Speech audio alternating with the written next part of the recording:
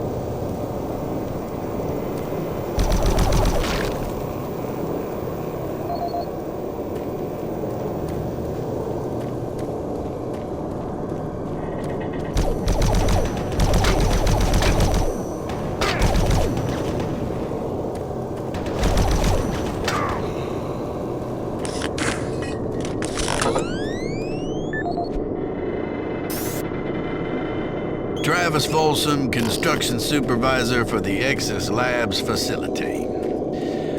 We recently reached substantial completion on the facility's engineering sector and began work on the environmental systems sector early. At this rate, we should be able to impress the big boys up in Central Authority and score our completion bonuses. Last week I reviewed the construction documents and found another item where we can cut costs. My glass subcontractor mentioned the Moxum pressure seals for the exterior windows can be replaced with much cheaper Mixom seals. I submitted the alternative material selection to the base architect for review. On our Tuesday progress meeting, he argued the Mixom seals aren't up to spec.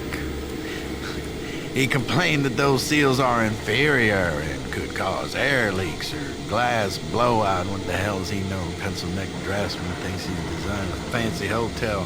Hey, guess what? I was building shit before he was born. Anyway, I managed to get the Mixom seals ordered. I bypassed the architect and talked directly to corporate. I showed them the savings and that sealed the deal. We'll be installing the exterior windows in environmental in a week and he will never know the difference. I'm so convinced the glass and seals will hold up that I'm gonna take a rocket launcher and test it on those windows if need be. That'll show the stupid architect. Folsom out!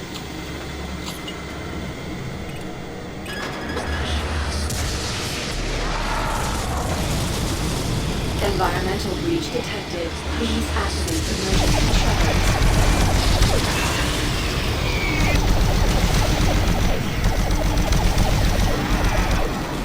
Environmental breach detected. Please activate emergency shutters.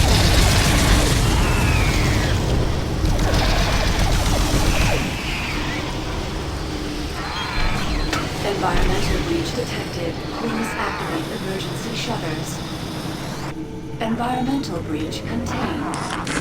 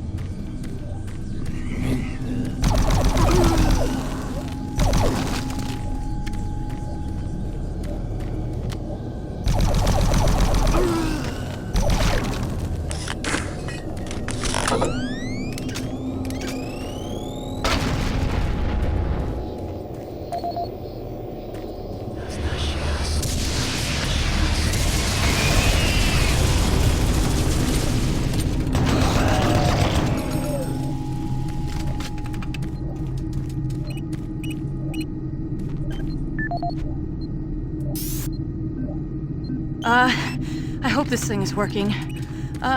Something is happening here, and no one knows what's going on. Oh, the power is going crazy. We can't communicate with Central Administration, and I've heard something like screams. I don't know. It was so disturbing. Okay, my assistant left me, and I'm all alone here. Okay, I'm gonna try to get the network working, but the systems are acting just crazy. I don't know what to do. I think what was that? Oh my God. No!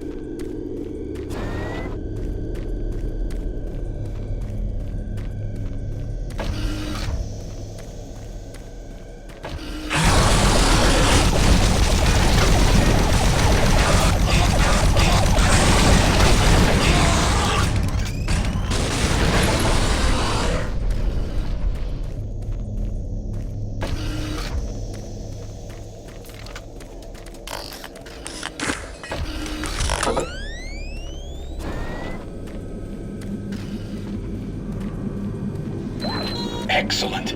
You're back. The inducer is working perfectly, and the teleporter is ready for transport. Here's the situation. There's a teleporter outpost in the other dimension, and it's still operational. It's very powerful, and it has a range that could lead those demons all the way to Earth. I would disable it myself, but it requires 2 people to do it. One person at the outpost to initiate the teleporter, and another person here to transmit a power surge to destroy it. I know it's a lot to ask, but you'll need to go to the other dimension, find the remote outpost, and initiate the startup sequence. You're our only hope of defeating this evil. I've got the teleporter ready to go. All you need to do is go into the chamber and initiate the sequence. I'll handle the rest from here. But before you go, I want to give you my personal account of what happened here. It explains everything. The advanced teleporter, how the madness started, everything. It's over there on the console. Please take it. The world needs to know the truth. And good luck.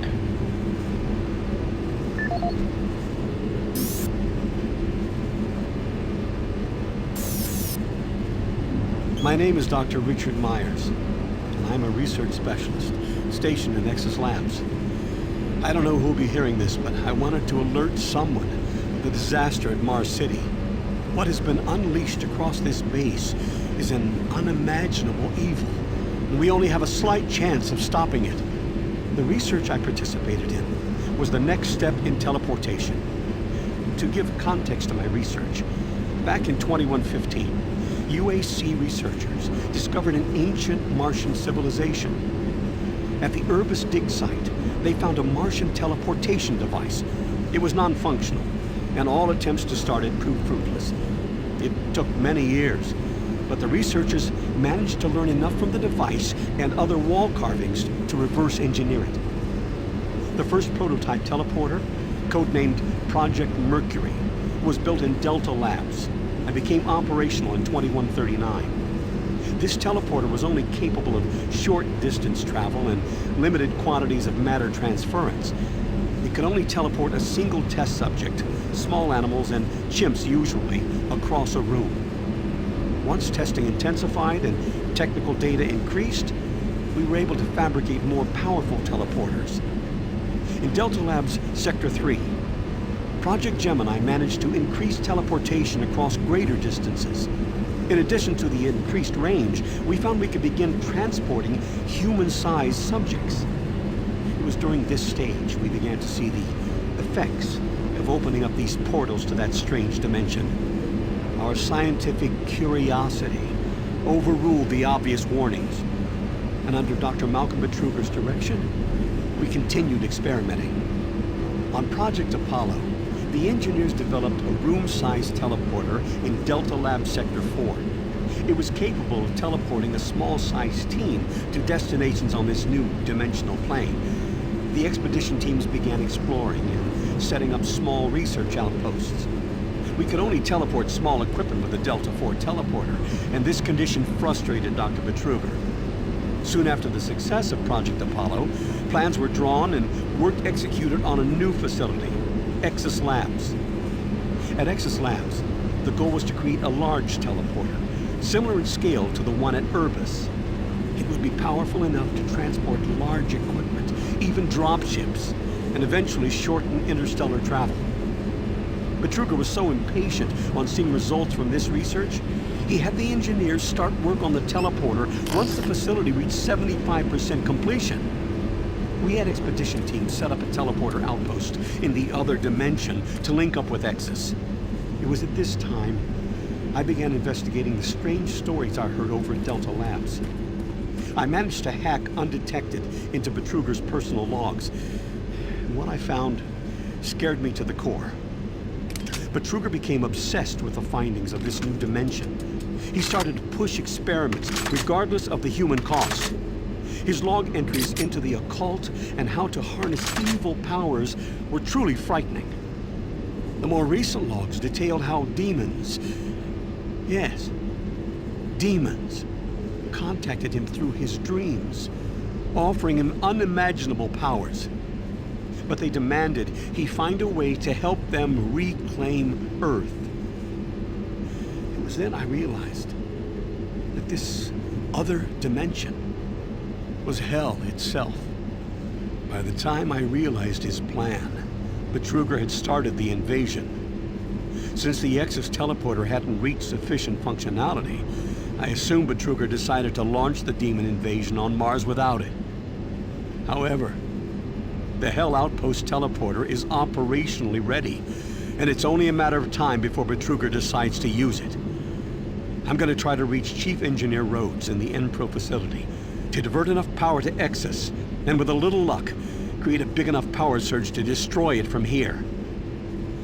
I can only pray God will forgive me for my part in all this, and help me make things right. Lord, save my soul. Richard Myers, signing off. Decontamination process started. Decontamination complete. I have the teleporter sequence already configured. Just activate the main console. When you reach the outpost, I'll be able to communicate with you. Good luck.